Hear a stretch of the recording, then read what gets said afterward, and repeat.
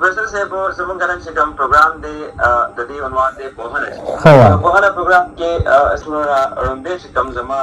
پوښتنه ده هغه دا ده چې تعلیم څه شی دی او تعلیم ولې تعلیم چې دی دا په بنیادی توګه باندې هغه اوزار دی او هغه هنر دی چې تاله ژوند ښکلی کي، چې ستا تربیت وشي، چې ته په ژوند کې ټکرې ونه وای او ښکلی د درناوي ژوند تیر کړي. انسان چې دی نو دی خدای پاک بطور غلام یا بطور یو مهنتي زناورو یا داسې شی نه دی رالیږلی. خدای پاک دی خپل نایب کړی دی او کائناتو ته یې رالیږلی دی. نو د ټولو نه لومبۍ خبره په تعلیم کې دا ده چې دی درناوی زده کړي، د خلکو هم عزت وکړي او خلک د دې عزت وکړي، داسې رویې پیدا کړي. بیا دویمه هم خبره دا ده چې دی د هر قسمه تکلیف نه بچ شي، دی اوبو ته پرېنوځي، دی کوهي ته پرېنوځي، دی په غنو باندې لاړ نه شي. نو دا ماشوم ته مور پلار په ډېر وړوکوالي کې ښيي. بیا د دنیا بخښنه غواړم دغلته کې د والدینو په دې کې چې کوم دی څونه کردار دی او دغه شانته کې د استاد چې کوم دی څونه کردار دی. بنیادي چې کوم د ماشوم هغه روزنه ده نو هغه مور پلار کوي، او زمونږ د استاد هم دا غلط فهمي ده او د مور پلار هم دا غلط فهمي ده چې زه به کوم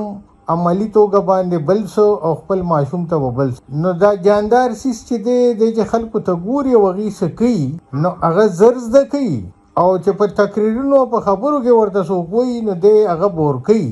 نو مور پلار چې ښه وي، مور پلار چې درانه وي، د هغې خبرې چې دي نو هغه کنزل نه وي، خوږې خبرې، د هغې ژوند ښکلي، نو دا ماشوم ته د ښکلي ژوند چل زده کوي. او که مور پلار منفي وي، په نشو کې لګیا وي، کنزل کوي په خبرو کې، ژوند یې سفرنګي او مصیبتي، نو هغه ماشوم ته دغه قسمه منټلیټي ډیولپ کوي. رویې چې دي نو دا په یو خبره باندې د چا رویې نه بدلیږي. رویې چې ده نو دا د انساني ذهن کې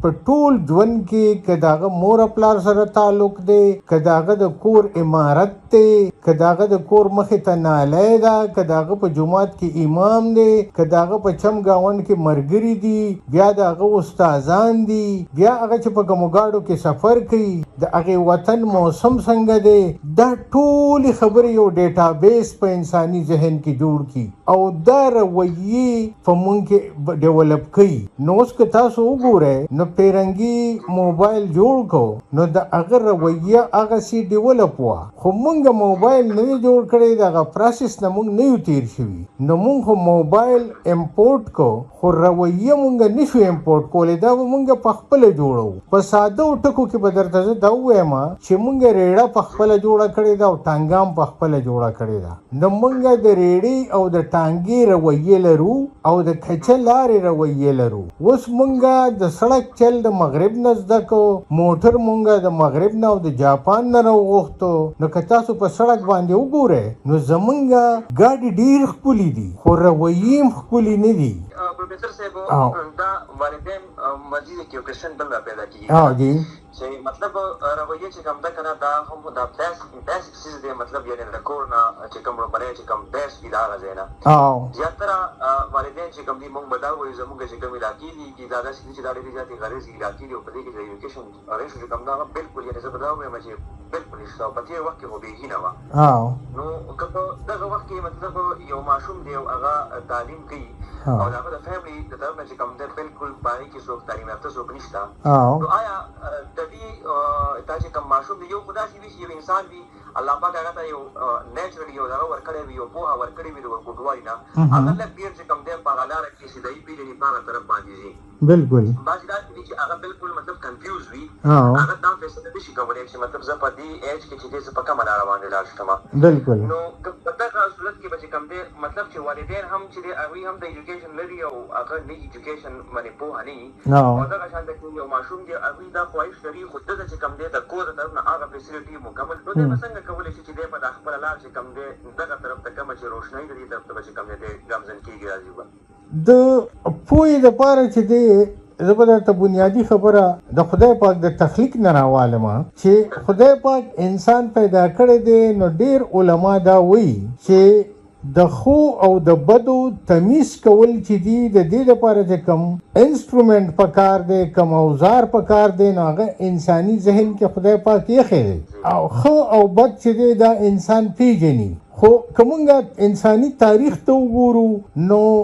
ډیرو تعلیم یافتو کورونو کې جاهلان پیدا شوي دي او ډیرو انپړه کورونو کې لوی لوی عالمان پیدا شوي دي نو په ژوند کې لکه دا زما او ستاسو غوندې د خلکو ذمہواری ده چې مونږ چرته هم چا سره کینو نو کېدی شي زمونږ یوه اشاره زمونږ یوه خبره د خلکو ژوند جوړ کی لکه زه فار ایگزامپل ځان ته ګورم نو ما زما پلار ایجوکیټډ و داسې په خاندان کې په کلي چم کې داسې خلکو چې هغې مونږ ته یو لاره خوله زه هغه مره لکه دا خپل کریډټ نه ګڼم چې ګنې ما دا توره کړې ده دا د دغې خلکو هغه ډایرکشن چې ما ته را کړی خو که انساني تاریخ ته مونږ وګورو نو کله د جولاګي نه خلکو چل زده کړی دی کله د میګي نه چل زده کړی دی کله د مرغۍ نه چل زده کړی دی چې همت مه بایله او بیا کوشش کوه نو ته به کامیابېږي نو مونږ هم ماشومانو ته دا وایو چې خانې تاسو هر قدم چې دی هر نظر چې دی هر سا چې دی نو دا یو امتحان دی او خدای پاک تعالی دا پوهه درکړې ده چې غلط کم یو دی او ټیک کم یو دی د غلط انجام لکه زه کله کله کشرانو ته به مې اگزامپل ورکوو یو 3 هلکان دي او هغې زمونږ حجرې ته رالو یو د جوارۍ د ځای نه راپاڅېده بل د نشې د ځای نه راپاڅېده او دریم د جومات نه راغی دی چې دلته کم سوچ کوي نو د جوارګر دا سوچ کوي چې زه دلته نه راوتم نو چې پلاني سړي به هغه پیسې ګټلي او که نه به یې ګټلي د هغه ذهن کې دغې کور کړی دی نشهیي چې دی په دې سوچ کې دی چې زه واپس هغه ځای ته ځم چې نشه به پاتې او که نه خلکو به خلاصه کړي او د جومات نه چې کم کس راغلی دی نو هغه ته استاد قرآن خو نو د هغه ویژن او د هغه وزډم چې دی نو هغه باندې د قرآن اثر وي هغه په هغه دغه باندې د دې مطلب دا دی چې زمونږ کشرانو لا دا سوچ پکار دی چې زه دې ځای ته ځم دا قدم زه اخلم دا د نشې طرف ته دی دا د جوارۍ طرف ته دی دا د استاد طرف ته دی دا د تعلیمي ادارې طرف ته دی نو په هر قدم باندې زمونږ هر قدم او خدای پاک انسان له چې دی نو اختیار د نیت ورکړی دی چې ته یو مثبت پازیټیو نیت وکړي نو دا بیا به ریوارډ به درله خدای پاک درکوي مرتبې به درله خدای درکوي ډیګرۍ به درله خدای درکوي چې زه ځان ته وګورم نو ما ته ځان انپړه ښکاري زه دومره جوګه نه یم خو